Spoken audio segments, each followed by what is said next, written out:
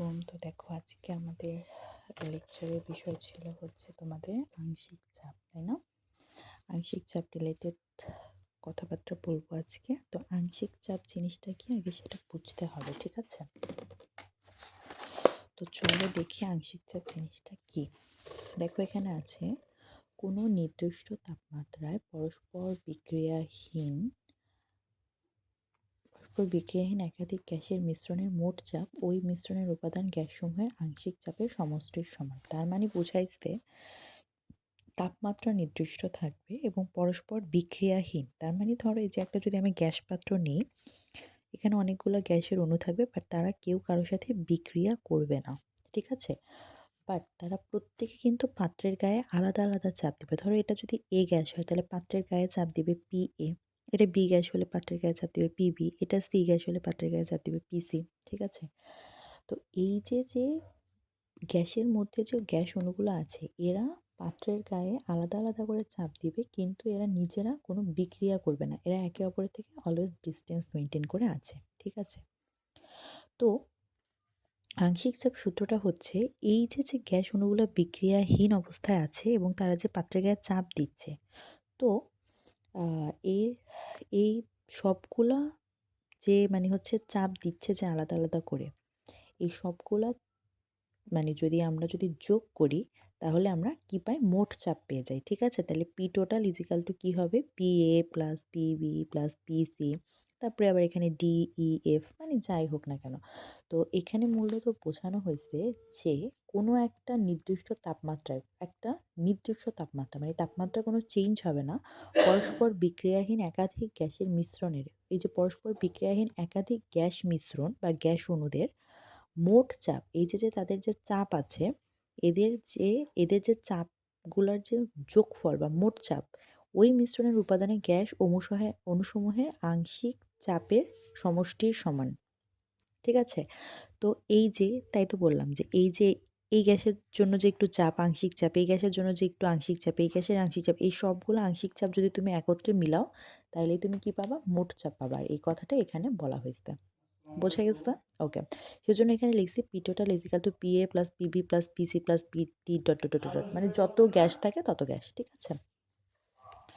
তো দেখো আমরা যদি আদর্শ গ্যাসের সমীকরণটা লিখে রাখি, আচ্ছা এখানেও আমি তোমাদের গ্যাসের অণুর জন্য তোমার এ গ্যাসের জন্য মোল সংখ্যা এন এ, বি গ্যাসের জন্য মোল সংখ্যা এন বি, সি গ্যাসের জন্য মোল সংখ্যা এন সি, ঠিক আছে? এভাবে করে লিখলাম। এটা কেন লিখলাম? কারণ সূত্রের প্রয়োজন আছে সে কারণে।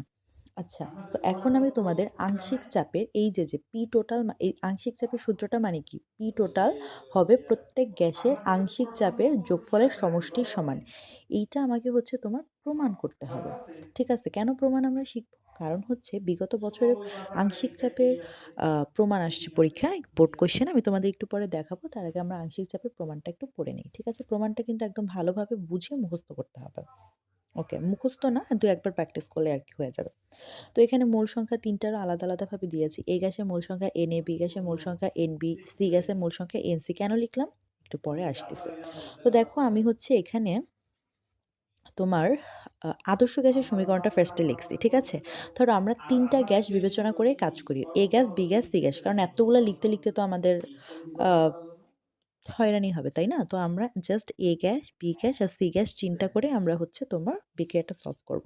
তো মনে করো একটা গ্যাস পাত্রে তিনটা গ্যাস আছে, A gas B gas C gas, ঠিক আছে?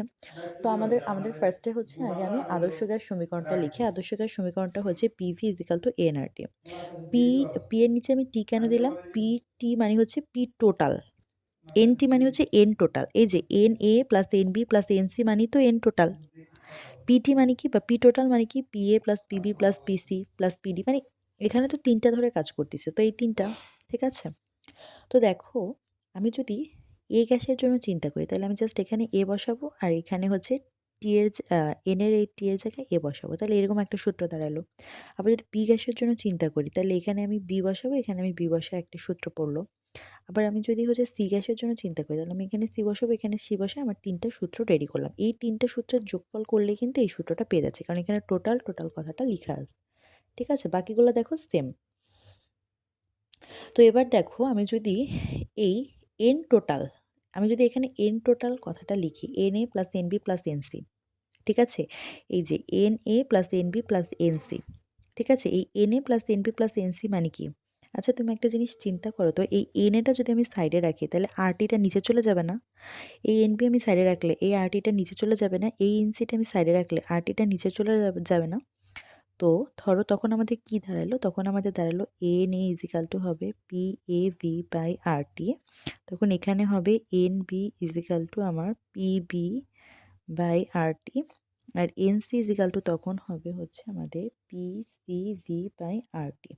তো এবার NA, NB আর NC এই তিনটা আমি কি করব? যোগ করে দিলাম। এই যে যোগ করে দিছি। তাহলে এবার এটা লিখে যোগ করলে কি হয়? এইটা এখানে বসাবো, এইটা এখানে বসাবো, এইটা এখানে বসাবো।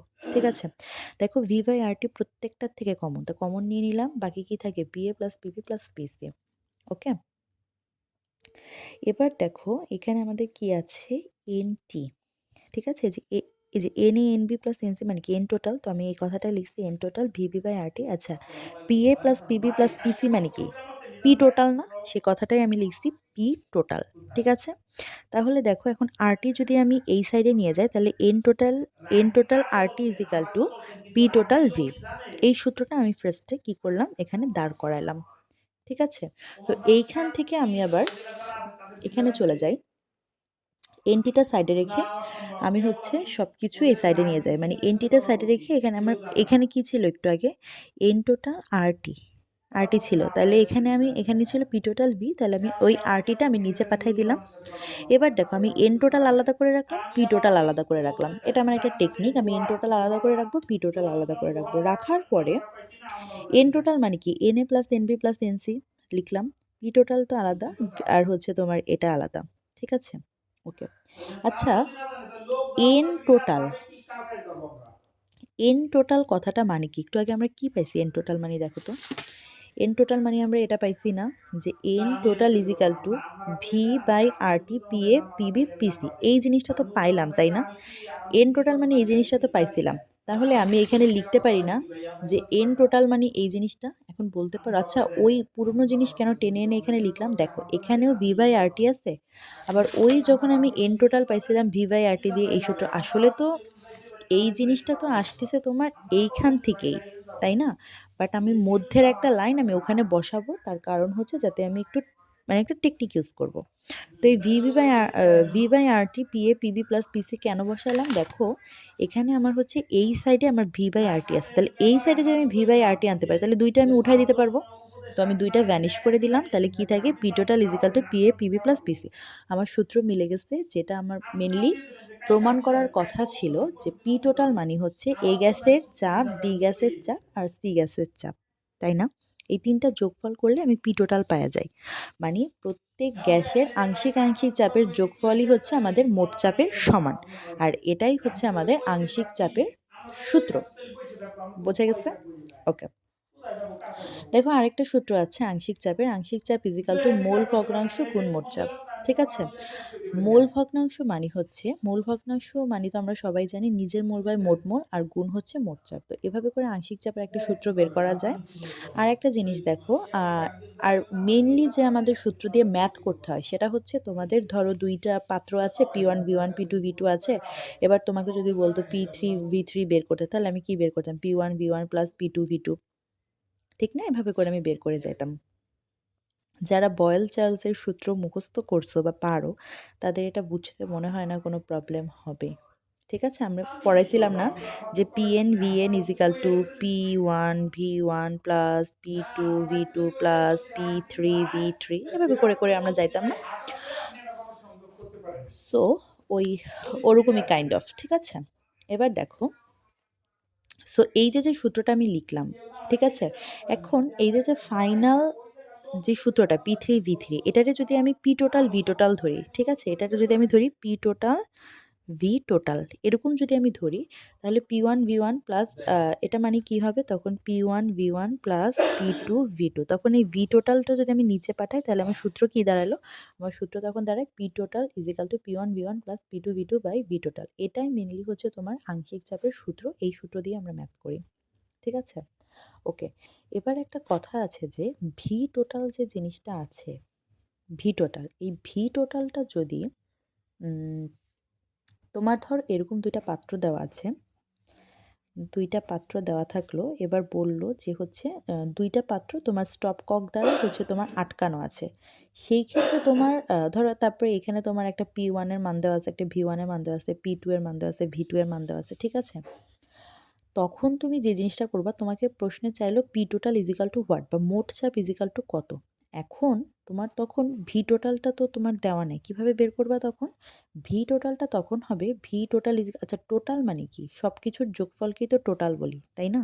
তো তখন V total is equal to V1 plus V2 হবে। বাট যদি কখনো স্টপ কক খুলে বলে যে এরকম একটা মানে মানে এখান থেকে কিছু এসে, এখান থেকে কিছু এসে তোমার একটা আরেকটা গ্যাস পাত্র মিশ্রিত হয়েছে, ৩ নাম্বার গ্যাস পাত্র, কিংবা ধরো তোমার স্টপকক নাই, দেওয়া আছে এটা অন্য আরেকটা পাত্র, তার পাত্রের মধ্যে আছে হচ্ছে ৩ লিটার, মোট পাত্র যেটা ৩ লিটার আছে, এখান থেকে কিছু আসতেছে, এখান থেকে কিছু আসতেছে।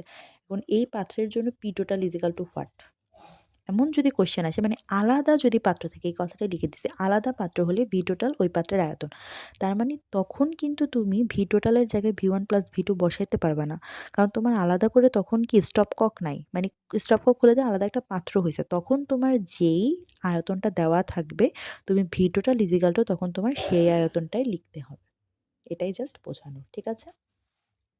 তো এতটুকু সূত্র, মেইন সূত্র মনে রাখবা, এই সূত্র দিয়ে ম্যাথ করতে হয় আংশিক চাপের ম্যাথ। এই P total V total is equal to P1 V1, তারপরে মেনলি মোট চাপই বের করতে বলে, তখন এভাবে করে ম্যাথ করতে হয়। তো চলো আমরা একটা ম্যাথ করে বুঝি। এই ম্যাথটা সবার লাস্টে বুঝাবো, কারণ এটার মধ্যে একটু ট্রিক্স আছে। তো আগে আমি ওগুলো শেষ করে আসি। দেখো এখানে বলছে ৩ নং পাত্র গ্যাস মিশ্রণে মোট চাপ কত হবে গণনা করো।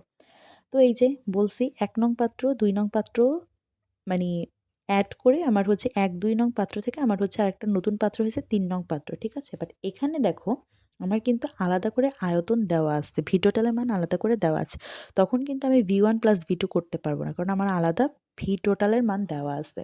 তো দেখো এখানে যেহেতু মিলিলিটারে আছে, তার মানে আমি ৩ লিটারেও আমি ৩০০০ মিলিলিটারে নিয়ে নিছি। আর এই যে সূত্র বসাও, P total V total is equal to P1 V1 plus P2 V2, then আমার অ্যান্সার। ঠিক আছে? ওকে। এবার আসো এখানে দেখো কি লেখা আছে, উদ্দীপকের ১ নং সমীকরণ ব্যবহার করে গ্যাস মিশ্রণের আংশিক চাপ এবং মোট চাপ এর মধ্যে সম্পর্কিত সূত্রটি প্রতিষ্ঠা করো। তো এই যে যেটা আমি তোমাদের একটু আগে পড়াইলাম, সে সূত্রটাই ব্যাখ্যা দিবা। আর একটা জিনিস দেখো, এখানে তোমরা আবার অনেকে কোয়েশ্চেন করবা যে এখানে একক নিয়ে কি কাজ। ওই যে আমি তোমাদের বলছিলাম যে যখন একক নিয়ে কাজ হবে, তখন সবগুলা সাইডে একক লেগে কাটাকাটি করে দেখবা এটিএম বের হয় কিনা। ঠিক আছে? তো এটিএমটাই রাখাই সেফ জন। চাইলে অন্য কিছুও রাখতে পারো, বাট এটিএমটাই রেখো। তো হচ্ছে দেখবা যে কাটাকাটি হয় কিনা, তাইলে হচ্ছে তোমার যদি সব একক কাটাকাটি করে যদি এটিএম থাকে, তাহলে তুমি বুঝবা, বা এটিএম বা চাপের কোনো একক থাকলে বুঝবা যে তোমার ওই এককটা ধরা ঠিক হইছে। ঠিক আছে? ওকে। আচ্ছা, তোমাদের আমি যদি না বুঝো তার জন্য আরেকটু বুঝাই নিই। দেখো এখানে P total, P total is equal to এখানে কি আছে আমাদের, P1 V1 plus P2 V2 by হচ্ছে ভি টোটাল।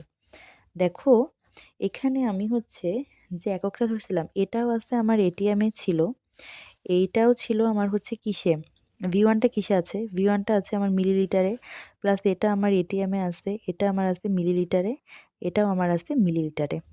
ঠিক আছে? তাহলে মিলিলিটার যদি কমন নাও, তাহলে কি থাকে, এটিএম প্লাস এটিএম মিলিলিটার। ঠিক আছে? তাহলে মিলিলিটারে মিলিলিটারে কাটাতে গেলে কি থাকলো বলো তো? তাহলে কিন্তু আমাদের এটিএমই থাকতেছে না, মানে 2 এটিএম। 2 এটিএম মেইনলি দেওয়া লাগে না, যেহেতু ২ টা এটিএম আছে, তার মানে আমাদের অ্যান্সার হচ্ছে কিসে, এটিএমে বের হবে। ঠিক আছে? এরকম করে সাইডে একটু করে নিতে পারো। ওকে, এটা তো বুঝলাই, মানে সূত্রের প্রতিপাদন। এবার আসো এটা। দেখো এখানে কি বলে দিছে, এখানে কিন্তু আমাদের স্টপকক যুক্ত অবস্থায় আছে, তার মানে আমাদের এক্সট্রা কোনো পাত্র দেওয়া নাই। ঠিক আছে? এখানে বলা হয়েছে উদ্দীপকের স্টপকক খোলা অবস্থায় ৪০ ডিগ্রি সেলসিয়াস তাপমাত্রায় গ্যাস মিশ্রণের মোট চাপ কত হবে।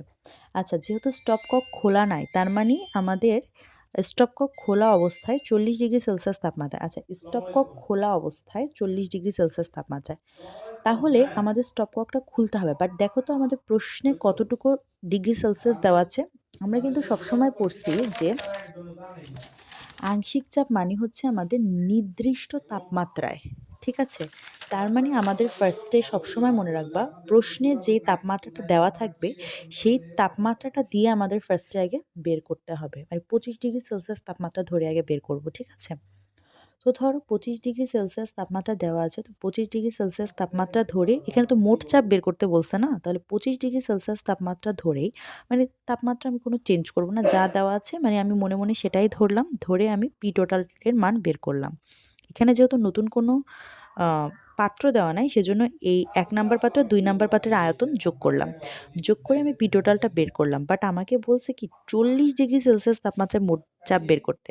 বাট আমি কিন্তু এই, এই যে জিনিসটা বের করছি এটা 25°C 25°C এর জন্য বের করছি, তাই না? কারণ এখানে 25°C ছিল আমি এখানে বের করছি। বাট এখন আমি 40°C তাপমাত্রাটা কাজে লাগাবো কিভাবে? কাজে লাগাতে হলে তো আমার একটা টি এর মান দিয়ে ব্যাপার-স্যাপার আছে। একটু খেয়াল করো তো। চার্লসের সূত্রে কি ছিল? P1/T1 = P2/T2 এইখান থেকে যদি তুমি P2 এর মানটা বের করো, ঠিক আছে? তাহলে তুমি একটা P টোটাল এর মান বের করতে পারতিছো, ঠিক আছে? আর তখন তুমি 40° টা ইউজও করতে পারছো।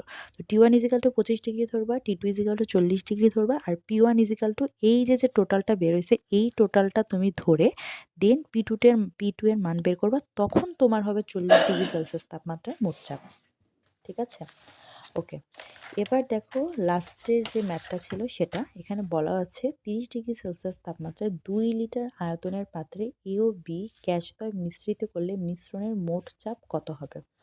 তো এখানে ফার্স্টে আমি হচ্ছে A গ্যাসের জন্য বের করব, B গ্যাসের জন্য বের করব। এখানে দেখো কি বলা হয়েছে 30°C তাপমাত্রায় ২ লিটার আয়তনের পাত্রে A ও B গ্যাসদ্বয়ের মিশ্রিত করলে তার মানে আমার এখানে একটা আলাদা পাত্র ক্রিয়েট হয়েছে। ধরো এ গ্যাস কিছু দিছে, বি গ্যাস কিছু দিছে। তখন আমার একটা পাত্র নির্মিত হইছে। ঠিক আছে? পাত্রের পাত্রে হচ্ছে আমাদের 30°C আর হচ্ছে ২ লিটার আয়তনের। কিভাবে বুঝলাম? এখানে বলেই দিছে 30°C ২ লিটার আয়তনের পাত্রে এ ও বি গ্যাস দ্বয় মিশ্রিত করলে। এইটা আর এটা মিশ্রিত করলে আমার একটা থার্ড এরকম একটা পাত্র হইছে। দেখো ওই পাত্রের আয়তন কিন্তু দেওয়া আছে। তার মানে এখন আয়তন বসাইতে গেলে আমি হচ্ছে V1 প্লাস V2 করতে পারবো না। এবার দেখো, এবার যে জিনিসটা দেখার সেটা হচ্ছে আমাদের বলছে মিশ্রণের মোট চাপ কত হবে। ঠিক আছে? ওকে, মিশ্রণের মোট চাপ কত হবে এখানে বলছে বাট এখানে আমাদের যে জিনিসটা ভালো মতন বুঝতে হবে যে এখানে A কিছু কন্ট্রিবিউশন করছে, B কিছু কন্ট্রিবিউশন করছে। যার ফলে আমার অন্য আরেকটা গ্যাস তোমার ক্রিয়েট হইছে। মানে অন্য একটা পাত্র ক্রিয়েট হইছে। তার মানে A কতটুকু কন্ট্রিবিউশন করছে আমি সেটা বের করব। B কতটুকু কন্ট্রিবিউট করছে সেটা বের করে ২ টার যোগফল করে আমি P টোটালটা বের করব। তাহলে আমি অ্যান্সার পেয়ে যাব। ঠিক আছে? তো দেখো A গ্যাসের জন্য দেওয়া আছে P1, B1, T1 ঠিক আছে? আর থার্ড যে পাত্রটা হইছে থার্ড পাত্রের জন্য আমার কি দেওয়া আছে? তাপমাত্রা দেওয়া আছে আর দেওয়া আছে হইতেছে আমার কি? ২ লিটার। তার মানে এর জন্য দেওয়া আছে আমার হচ্ছে টি আর ভি দেওয়া আছে। ঠিক আছে? তো আমি ফার্স্টে ১ নাম্বার পাত্রের সাথে ৩ নাম্বার পাত্র কম্পেয়ার করব। ২ নাম্বার পাত্রের সাথে ৩ নাম্বার পাত্র কম্পেয়ার করব। তো ১ নাম্বার পাত্রের সাথে ৩ নাম্বার পাত্র কম্পেয়ার করে যদি আমি চাপ বের করতে চাই, ৩ নাম্বার পাত্রে যে চাপটা আছে মূলত সেই চাপটা এখান থেকে একটু আসছে, এখান থেকে একটু আসছে। ঠিক আছে? তো এ গ্যাস থেকে কতটুকু আসছে, বি গ্যাস থেকে কতটুকু আসছে এটা আমরা আলাদা, আলাদা ওয়েতে বের করব। তো এখানে আমরা কি সূত্র তাহলে ফেলাতে পারি? P1 V1/T1 = P P2 V2/T2 দিতে পারো বা আমি এইটারে ধরে নিছি ফার্স্টে P1 dash V1 dash by হচ্ছে T1 ড্যাশ ঠিক আছে? এভাবে ধরে এই পাত্রের জন্য আমি P1 ড্যাশটা বের করে নিছি। থার্ড নাম্বার পাত্রের জন্য।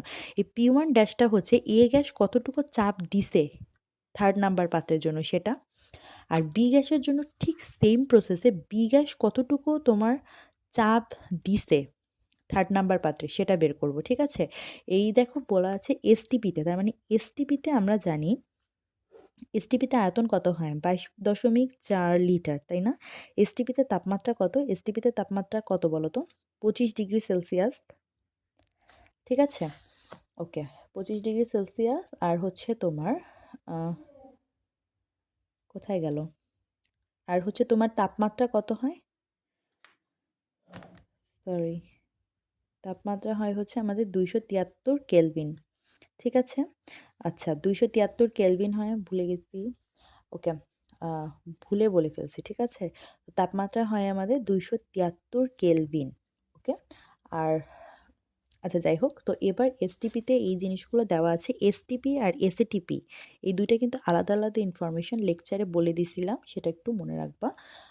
যেমন হচ্ছে ওটার চাপ হচ্ছে 24.789 এসিটিপির। তারপরে হচ্ছে তোমার তাপমাত্রা হচ্ছে 25°C, চাপ হচ্ছে 100 কিলোপ্যাসকেল, ঠিক আছে? এই জিনিসগুলো কিন্তু ভোলা যাবে না, মনে রাখতে হবে। আর এসটিপির জন্য তো লিখেই দিলাম। এবার দেখো তাহলে আমি P2টা কি পেয়ে যাচ্ছি? এ এই গ্যাস যতটুকু অবদান রাখছে 3rd নাম্বার পাত্র ক্রিয়েটের জন্য সেটা আমি পেয়ে গেলাম। তো এখানে যে P2টা পেলাম, এটা যে পেলাম, এই ২ টার যোগফল করে আমি P টোটালটা পেয়ে যাব। ঠিক আছে? এই ম্যাথটা কিন্তু অনেক বেশি ইম্পোর্টেন্ট। একটু বুঝে করতে হবে। বাট অনেক ইজি আছে কিন্তু একবার ভালো মতন বুঝলে বুঝতে পারবা।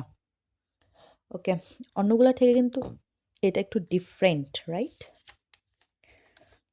দেখো এখানে অন্যগুলা থেকে এটা কেন ডিফারেন্ট হইছে? এখানে কিন্তু বলে দিছে ৩ নং পাত্রে গ্যাস মিশ্রণের মোট চাপ বের করো। বাট এখানে কথাটা বলছে এ ও বি গ্যাসদ্বয় মিশ্রিত করলে মিশ্রণের মোট চাপ বের করো। তার মানে উনারা এভাবে করে বের করতে বলছে যে এ গ্যাস কতটুকু অবদান রাখছে, বি গ্যাস কতটুকু অবদান রাখছে, সেই অবদানগুলোর যোগফল করে তুমি মোট চাপ বের করো। সেজন্য এই নিয়মটা অন্য প্রসেসে। ওকে? আচ্ছা। আর এখানে তো তোমার আলাদা তাপমাত্রা ছিল দেখে আমি আলাদা তাপমাত্রা ইউজ করে মোট চাপ বের করছি। তো ৩ টা ম্যাথ ৩ টা নিয়মে ৩ টা নিয়মই পড়তে হবে। এবার দেখো মরিয়ম যেটা বলছিল অম্লক্ষারক মতবাদ। তো অম্লক্ষারক মতবাদ মেইনলি ৩ ধরনের। তো একটা হচ্ছে আর্হেনিয়াস, আরেকটা হচ্ছে প্রোটোনীয়, আম আরেকটা হচ্ছে লুইস মতবাদ। ঠিক আছে? ওকে। দেখো তাহলে আর্হেনিয়াস কাকে অম্ল বলে, কাকে ক্ষার বলে? এই দেখো এই দিকে মানে হচ্ছে আমাদের দান। ঠিক আছে? আর এই দিকে মানে হইতেছে এই দিকে তীর চিহ্ন মানে আমি বুঝাইছি গ্রহণ। ওকে? তার মানে অ্যাসিডে হচ্ছে তোমার আর্হেনিয়াস যে হচ্ছে তোমার যৌগটা আছে সেটা হচ্ছে তোমার মেইনলি পানিটা হচ্ছে তোমার দান করে বলতে পারো বা বলতে পারো যে OH মাইনাস দান করে। ঠিক আছে? আর অ্যাসিডটা কি করে? অ্যাসিডটা হচ্ছে অ্যাসিডের সাথে যদি আমি পানির যোগফল করি তখন আমাদের হাইড্রোজেন প্লাস দান করে। আর বেইজের সাথে যদি আমি কোনো বেইজ বা কোনো ক্ষারের সাথে যদি আমি পানি যোগ করি তখন তারা OH মাইনাস দান করে। আবারও বলতেছি ভালো করে। আর্হেনিয়াস অম্লকারা পানি যোগ করলে যারা H প্লাস দান করে, আর্হেনিয়াস ক্ষারকারা পানি যোগ করলে যারা OH মাইনাস দান করে। তার মানে তীর চিহ্ন এদিক থাকা মানে দান আর ভিতরে থাকা মানে হচ্ছে গ্রহণ। আচ্ছা, এবার দেখো প্রোটোনীয় মতবাদে। প্রোটোনীয় মতবাদে এদিকে থাকা মানে আমি দান বুঝাইছি, তার মানে H প্লাস দান করলে সেটা হচ্ছে প্রোটোনীয় অ্যাসিড, আর H প্লাস গ্রহণ করলে সেটা হচ্ছে প্রোটোনীয় ক্ষার। এবার আসো লুইস অ্যাসিড ক্ষার কোনটা? লুইস অ্যাসিড হবে যদি আমি ইলেকট্রন যদি গ্রহণ করি তাহলে আমি বলবো লুইস অ্যাসিড, আর ইলেকট্রন যদি দান করি তাহলে আমি বলবো হচ্ছে লুইস ক্ষার। ঠিক আছে? মানে ইলেকট্রন সম্পর্কিত ব্যাপার-স্যাপারে হচ্ছে আমাদের লুইস মতবাদটা চলে আসে। তো এবার দেখো বিভিন্ন কোয়েশ্চেন রেডি করছি, তো কি, কি আছে? উদ্দীপকের গ্যাসদ্বয়ের কোন মতবাদ অনুসারে অম্ল ক্ষারক হিসেবে ব্যাখ্যা করা যায় বিশ্লেষণ করো। তাহলে দেখো এখানে আমাদের এই যে এই ২ টা যে গ্যাস দেওয়া আছে A গ্যাস আর হচ্ছে B গ্যাস, ঠিক আছে? তার মানে A গ্যাসটা মেইনলি কি, B গ্যাসটা মেইনলি কি এটা হচ্ছে তোমাদের বিক্রিয়া করে বের করতে হবে। তো বিক্রিয়া করে আমি পাইছি হচ্ছে A গ্যাসটা হচ্ছে আমাদের অ্যামোনিয়া, আর বি গ্যাসটা আমরা পাইছিলাম কি? বি গ্যাসটা আমরা পাইছিলাম হচ্ছে হাইড্রোক্লোরিক অ্যাসিড বা যেহেতু গ্যাস লেখা আছে সেজন্য হাইড্রোজেন ক্লোরাইড গ্যাস। ঠিক আছে? এবার দেখো বলছে উদ্দীপকের গ্যাস মিশ্রণ অবদান অম্লক্ষারক হিসেবে সেটা আমাকে ব্যাখ্যা করতে বলছে। তাহলে আমি যদি বলছে অম উদ্দীপকের গ্যাস দ্বয়কে কোন মতবাদ অনুসারে অম্লক্ষারক হিসেবে ব্যাখ্যা করা যাবে? তাহলে আমি ফার্স্টে অ্যামোনিয়ার সাথে হাইড্রোক্লোরিক অ্যাসিড যদি আমি যোগ করি, অ্যামোনিয়াম হয় আর হচ্ছে ক্লোরিন মাইনাস হয়। তার মানে অ্যামোনিয়া এই জায়গায় এক হাইড্রোজেন যে ক্লোরাইড যে গ্যাসটা আছে সেই হাইড্রোজেন ক্লোরাইড গ্যাস একটা হাইড্রোজেন মাইনাস করে হাইড্রোজেন প্লাস মাইনাস করে ক্লোরাইড আয়নে পরিণত হইছে। আর অ্যামোনিয়া একটা গ্রহণ করে আমার অ্যামোনিয়াম আয়নে পরিণত হইছে।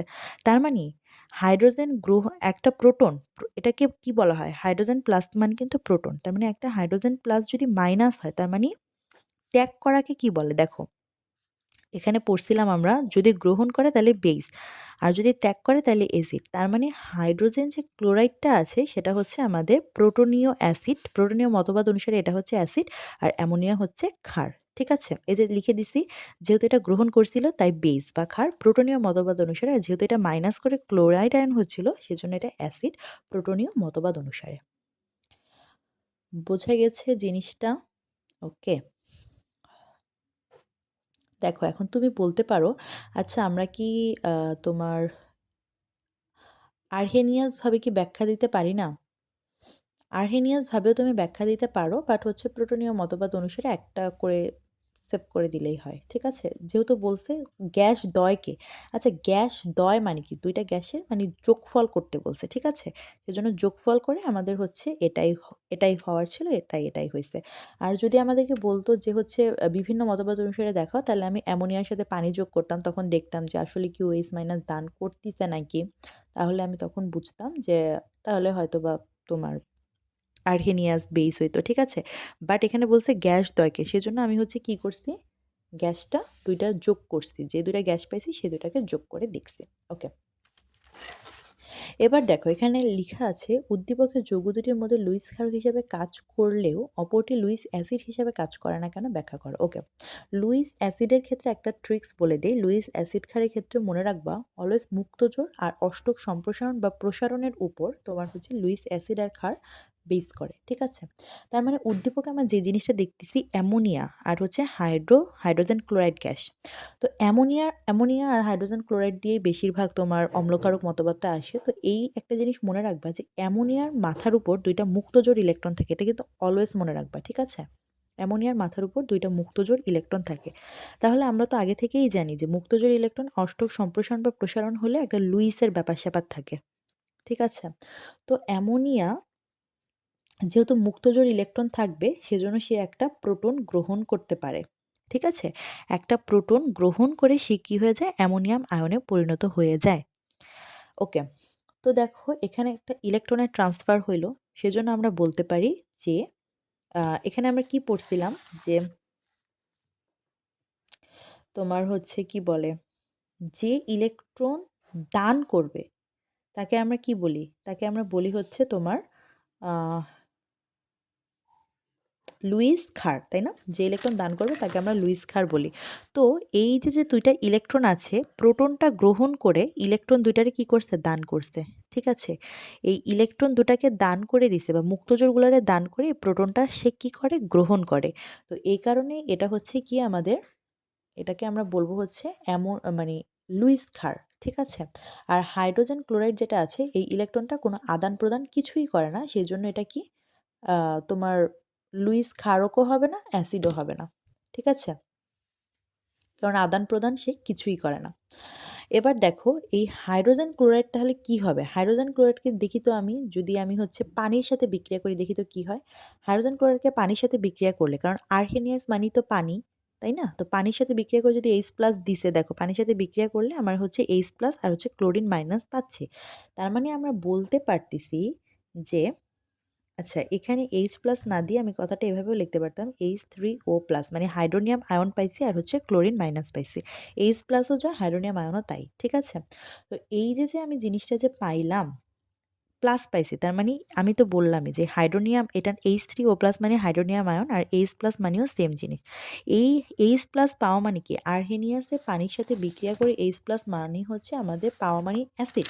তার মানে আমরা বলতে পারি যে হাইড্রোজেন ক্লোরাইড হচ্ছে একটা অ্যাসিড। আর যদি ব্রনস্টেড লাউরি মতবাদ অনুসারে দেখি, তাহলে এটা একটা হাইড্রোজেন প্লাস বা প্রোটন ত্যাগ করে আমাদের হচ্ছে ক্লোরিনে, শুধু সিঙ্গেল ক্লোরিনেও আমাদের পরিণত হয়ে থাকতে পারে। তার মানে আমি এটারে বলতে পারি ব্রনস্টেড লাউরি মতবাদ অনুসারে এটা কি, একটা অম্ল। কিন্তু লুইস হিসেবে সে কিছুই হয় নাই, কারণ সে আদান প্রদান কিছুই করতেছে না, সেজন্য সে লুইস অ্যাসিডও না, সে লুইস ক্ষারও না, কারণ সে কোনো ইলেকট্রন আদান প্রদান করতেই পারে না। কেন পারে না? কারণ হাইড্রোজেনের শেষ কক্ষপথে কয়টা ইলেকট্রন থাকে, একটা। আর ক্লোরিনের শেষ কক্ষপথে ইলেকট্রন থাকে 17টা। তো অষ্টক পূরণের জন্য তো কোনো আর সরি 17টা না, 7টা থাকে লাস্ট কক্ষপথে। এই 7টা আর একটা মিক্স হয়ে আমাদের 8টা হয়ে যায়।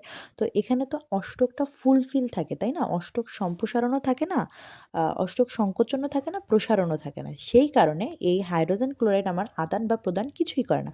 কারণ আমরা জানি লুইস অ্যাসিড বা অম্ল হইতে গেলে মুক্তজোড় হইতে হবে অবশ্যই, আর হচ্ছে অষ্টক সম্প্রসারণ না হলে প্রসারণ। এই দুইটার কিছু একটা হইতে হবে। ঠিক আছে? ওকে। লাস্ট কোয়েশ্চেন দেখো, এখানে বলা আছে কোন মতবাদ অনুসারে উদ্দীপকের বিক্রিয়াটি অম্লক্ষারক বিক্রিয়া রূপে চিহ্নিত করা হলো? দেখো ফার্স্টে আমি মুক্তজোট দেখে ফেলছি। তার মানে আমাদের কি হইছে এটা? ফার্স্টে মুক্তজোট দেখা মানেই আমাদের হচ্ছে মনে পড়ে গেছে যে মুক্তজোড় মানেই এখানে লুইসের ব্যাপার-স্যাপার আছে। তার মানে মুক্তজোড়ে ইলেকট্রন ছাড়ে লুইস ক্ষার। এই মুক্তজোড়গুলা থাকা মানে মুক্তজোড়গুলা ছেড়ে দিবে। আর আমরা জানি ইলেকট্রন ছাড়লেই তাকে আমরা বলব কি? লুইস ক্ষার। তার মানে এটা দেখো এই বিক্রিয়াটা তারা করেই দিছে। জাস্ট আমি এরকম করে লিখলাম। দেন হচ্ছে তোমার এই মুক্তজোড় ২ টা এই অ্যালুমিনিয়াম ট্রাইফ্লোরাইড হচ্ছে তোমার গ্রহণ করে এরকম একটা যৌগ গঠন করলো। ঠিক আছে? তার মানে এই ইলেকট্রন ছাড়ছে কে? এই কার্বন মনোক্সাইড হচ্ছে তোমার ইলেকট্রনটা ছেড়ে দিছে, তাই এটা হচ্ছে আমাদের লুইস ক্ষার। আর এইটা যেহেতু গ্রহণ করছে তাই এটা লুইস অ্যাসিড। তাহলে চলো আমরা দেখে আসি এটা লুইস অ্যাসিড হলো, বাট এতটুকু লিখে দিলে তোমার পরীক্ষায় নাম্বার দেবে না। তো আমরা একটু দেখে আসি। আমরা একটা কথা জানবো যে অষ্টক সংকোচন বা প্রসারণের ক্ষেত্রে আমার হচ্ছে তোমার আম লুইস অ্যাসিড ক্ষার মতবাদটা সম্পৃক্ত, তাই না? বাট সংকোচন যখন হবে তখন হবে লুইস অ্যাসিড, বাট অষ্টক প্রসারণ হলে আমাদের ওটা হচ্ছে লুইস ক্ষার। ঠিক আছে? আর মুক্তজোড় ইলেকট্রন থাকলে আর সেটা যদি ছেড়ে দেয় তাহলে আমরা কি বলবো? সেটা হচ্ছে লুইস ক্ষার। তো মুক্তজোড় ইলেকট্রন দেখলেই সেটারে লুইস ক্ষার বলে দিবা। ঠিক আছে? আর অষ্টক সম্প্রসারণ হইছে কিনা এই অ্যালুমিনিয়াম ট্রাইফ্লোরাইডে চলো দেখে নেই। তো অ্যালুমিনিয়ামটা আমি ফার্স্টে আঁকলাম। দেখো শেষ কক্ষপথে আমার কয়টা ইলেকট্রন আছে? ৩ টা আছে। আর ফ্লোরিনের শেষ কক্ষপথে ১ টা করে ইলেকট্রন আছে। তো ফ্লোরিন হচ্ছে সেইজন্য এটারে জোট বাঁধাইছে ৩ টারে। তো দেখো একটা কথা যে আ অ্যালুমিনিয়ামের শেষ কক্ষপথে কয়টা ইলেকট্রন ছিল? ৩ টা। আর ফ্লোরিন শেয়ার করছে কয়টা? ৩ টা। তাও কয়টা হইছে? ৬ টা হইছে। আরও ২ টা গ্যাপ আছে না? তার মানে কি অষ্টক সংকোচন হইছে না? সেজন্য আমরা বলতে পারি এই অ্যালুমিনিয়াম ট্রাইফ্লোরাইডও কি একটা লুইস অ্যাসিড, কারণ এর অষ্টক সংকোচন হইছে। আর এই কার্বন মনোক্সাইডটা কেন লুইস ক্ষার হইছে? কারণ তারা মুক্তজোড় ইলেকট্রন দান করে আমার এই যৌগটা গঠন করছে। সেজন্য এটা হচ্ছে আমাদের লুইস ক্ষার। ঠিক আছে? তো এটাই ছিল আমাদের আংশিক চাপ এবং লুইস অ্যাসিড, লুইস ক্ষার, আরহেনিয়াস, ব্রনস্টেড লাউরি মতবাদ সম্পর্কিত লেকচার। ওকে? আল্লাহ হাফেজ।